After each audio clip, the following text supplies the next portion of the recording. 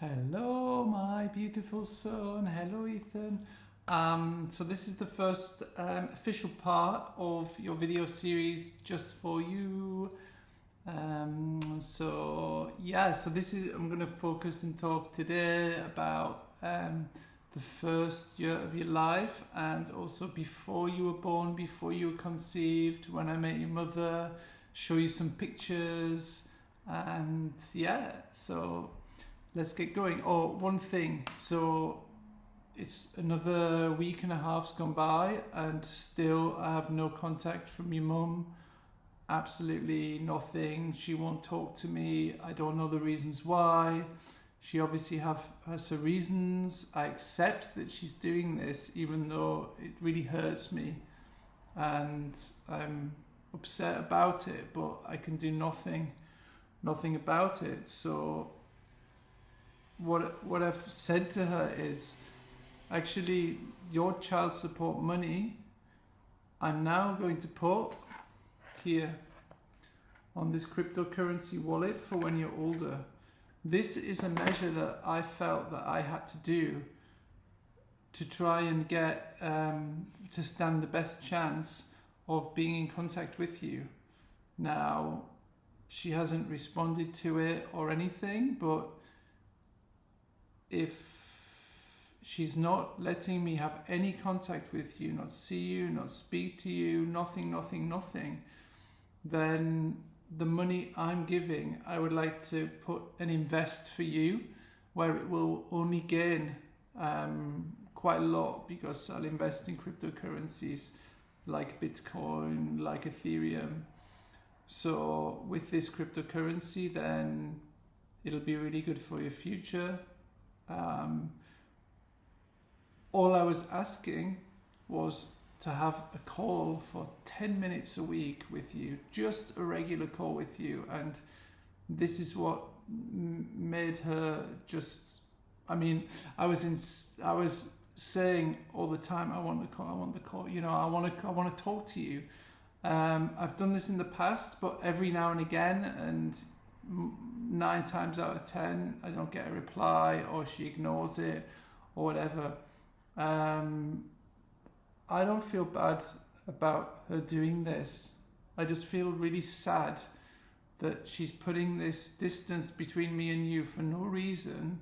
I love you, you love me, we're family, we're father and son, and she's coming between us, and I don't hold any animosity or resent in my heart for her. I actually have only love, because I think she's really suffering. Like I said before, I think she's really suffering. I think she must be in a really bad place if she's doing this. So I just hope that your family life is okay, and you're getting all the love you need and everything. And I do worry about you, but at the same time, I know she's a wonderful mother, actually. She's always been there for you and been absolutely wonderful. And on that note, I believe that now, if she wants to do this and pull us apart, then I'll be there for you with this as an investment in years to come. And for now, then I don't know. But anyway, without further ado, let's get going on your video series. I love you. So here we go. So this is Oh, I can fill you in. So your mum and I, we met on a dating app called OkCupid. It was quite a common one that people were using back then. We had some dates, everything was wonderful, and then sometime later we moved in together. We were living a year in Willow Court in Wandsworth, right out the back of the cinema. We had a cinema pass for a year cinema pass, and we were going all the time to the cinema, seeing movies. It was brilliant. And then we moved after that for 1 year into Southfields, London, which is just 10 minutes down the road, which is the house where you were born, Admiral's Court it was called. I was working at an advertising agency in Fulham, down the road at the time, and your mum was working, I think it was in Croydon. I think she was getting the trade to Croydon, working at Parry Murray, the textile company. She was doing textile design. So this is a picture of us when you thought, sorry, wrong way. So that's the first picture actually I took of your mum. I think that was on our first date actually. And then this is when we're going to a secret cinema event. Really great. I love the red in her hair actually. It's so nice. This is us dressed up for a secret cinema. I was smoking cigarettes then. I smoked for 15 years. It's a disgusting habit. Really horrible for the body. Please don't ever do it. If you do it, come see me and I'll advise accordingly. Because I broke the habit using a plant medicine, ayahuasca. But I'll talk about that in a different video, about things that help me mentally and help me through life and make me strong and open and talkative and all the rest of it. So this is us in Spain. Yeah, my hair was silly, I know.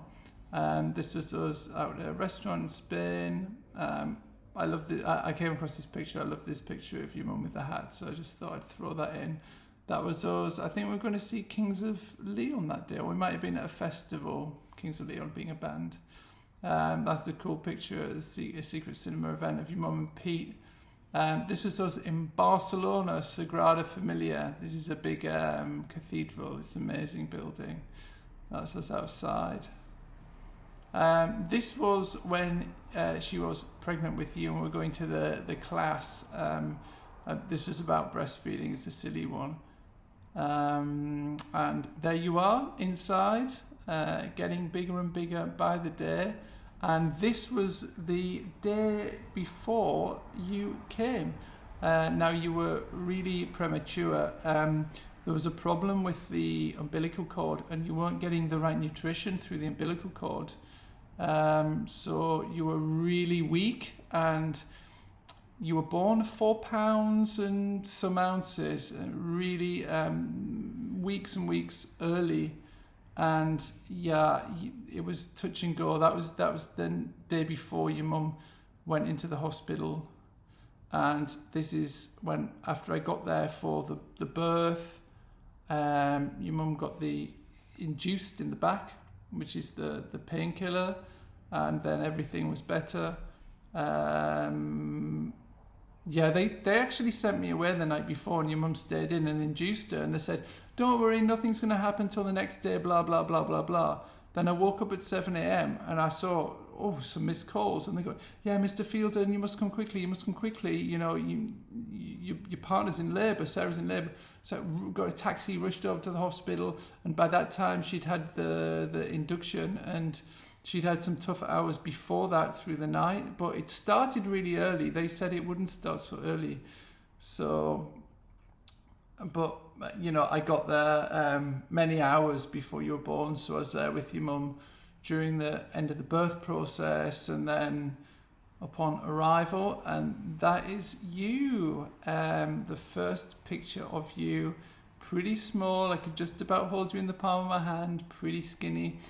And let me tell you, it was really, the first moment was happiness, but then they rushed you to a table behind. And yeah, I think, you know, it was very much touch and go whether you lived. I actually think they did some resuscitation on you and I think you stopped breathing for a short amount of time. But I remember the look on your mum's face and I think I just held her hand and it was really, really devastating. You know, it was one of them moments of like horror where we were just think, please be okay, please be okay, please be okay. And then, you know, you were breathing a little bit, you came, but you know, you didn't cry when you came out. I think you were preserving your energy because you were so weak because of the problem with the umbilical cord. But then that was you when you put you in the incubation machine. Looking beautiful, and that's the first picture of. We couldn't hold you straight away because they needed to do a lot of things to make sure you were okay beforehand. But you were in this with this cool blindfold for like a week or 2 weeks, something like that, maybe a week and a half. So we're in the hospital visiting you.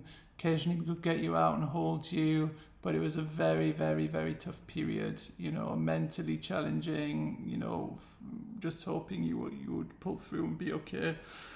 But slowly you got stronger. That's a picture of your grandma. The first picture. You can see how small you are. First picture of you two together, and then finally we got you home after a week or two. And there's your little face, a little kiss for you. And then your grandma and granddad came over to visit you. So you're in there, probably sleeping, as you did most of the time when you were that age. And that picture, it's so beautiful. You look wonderful. So cute. That's the first pic I got of. That must have been after a few months because you fattened up a bit, but of you and your Uncle Pete. That's when we went strawberry picking and blueberry picking. Took you out in the fields. Little baby stroller with your mum. That's a cool one of you and Uncle Pete. I pooed. There you go. And then that's you at a baby thing, more or less, with all the other babies, which are just joining in, you know. I was on the sofa, you looking cool, taking a selfie of us. And that's your granddad came over again, and that's you and him together. Now, so basically in the December of that year, you were born in the April, May, June, July, August, September, October, November, December, 8 or 9 months mark. That was the time that the lease on our flat in London was up. Now, during the 6 months after your birth, it was...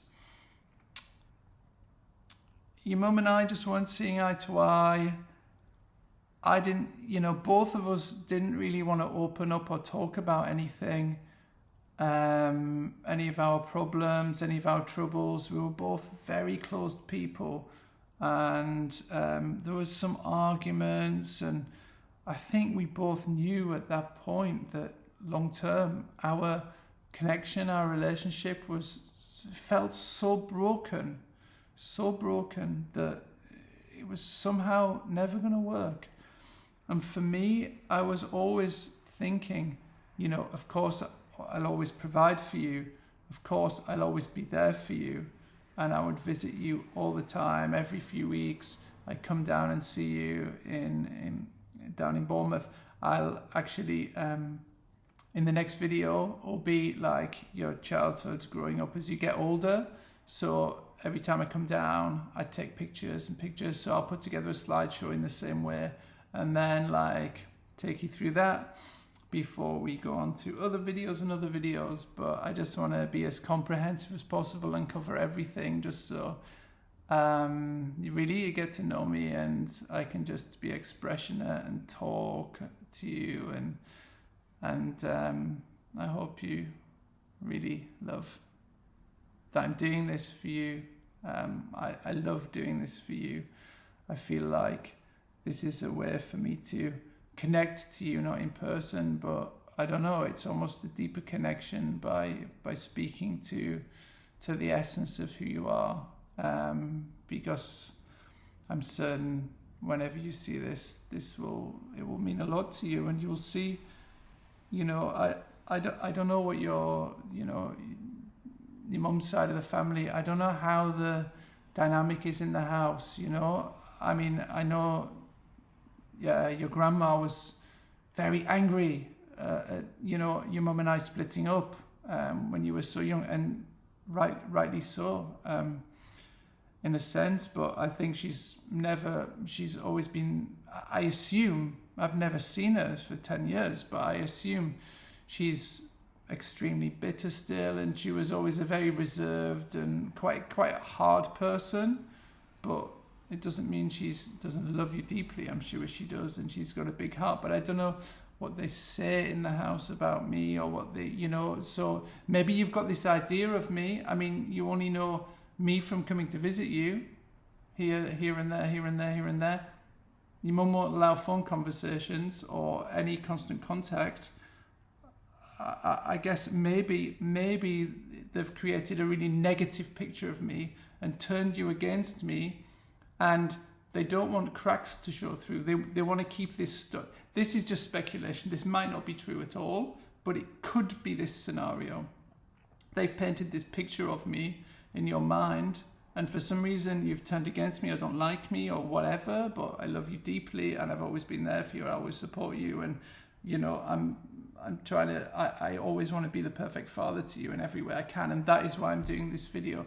And that is why I'm saying to you, Mum, I want constant contact with you, you know, every week, but short call, 10 minutes, just to see how you're doing, see how school is, see what you're interested in, You would get so much out of me, you know. I could be a wonderful friend to your mum, to the whole family, but they want to keep me at, you know, more than an arm's distance.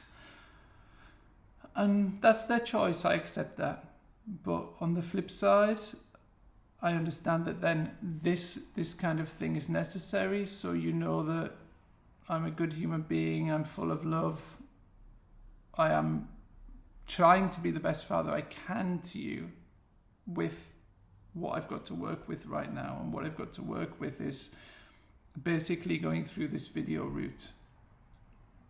So anyway, where was I? So yeah, so the breakup, we broke up in seemingly good terms. I mean, I don't really know how it affected your mum after it happened. She would never talk about it.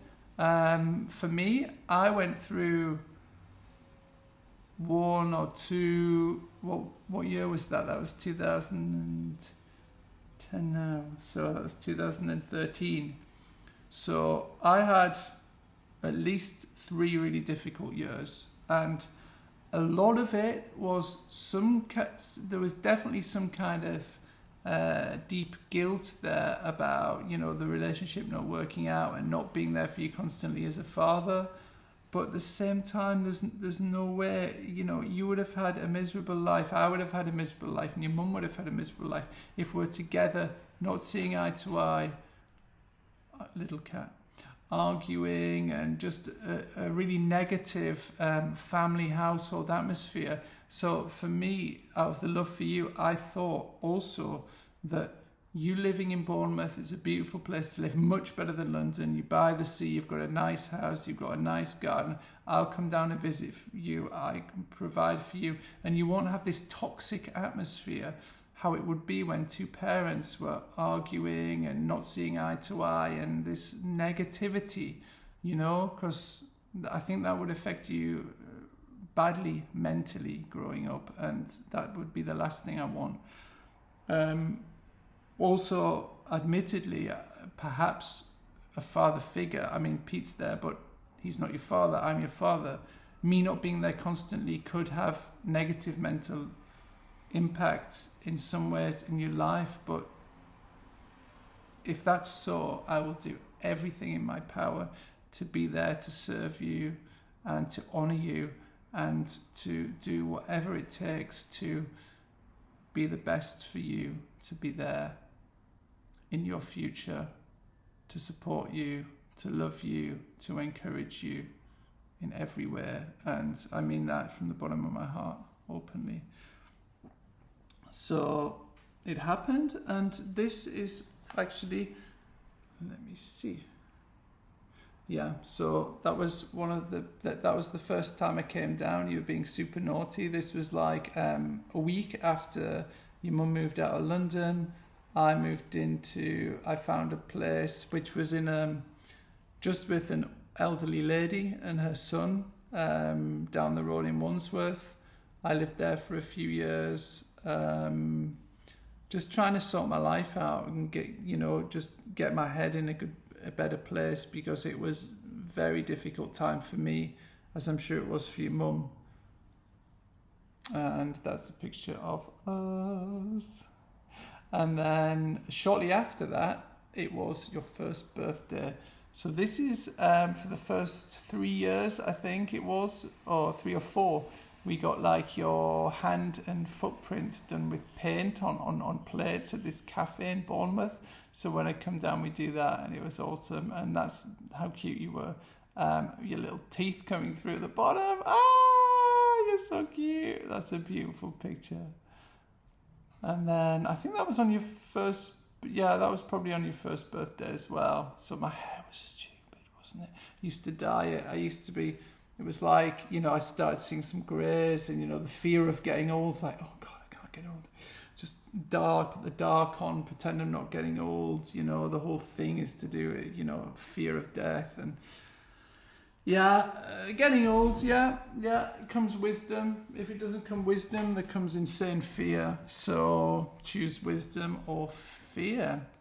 So how are we going? 20 minutes? I think that wraps it up really nicely, actually, for the first installment of your video series. I don't think I've missed anything from this short first video, but if I have, I'll put it in the next one. And then moving swiftly on to the next one very, very soon when I sort out the photos, which will be your childhood growing up and me coming down to visit you, so you can see how we've grown up together over the last 10 years. So, always in my heart, wishing you all the love in the world. I love you very much. Namaste.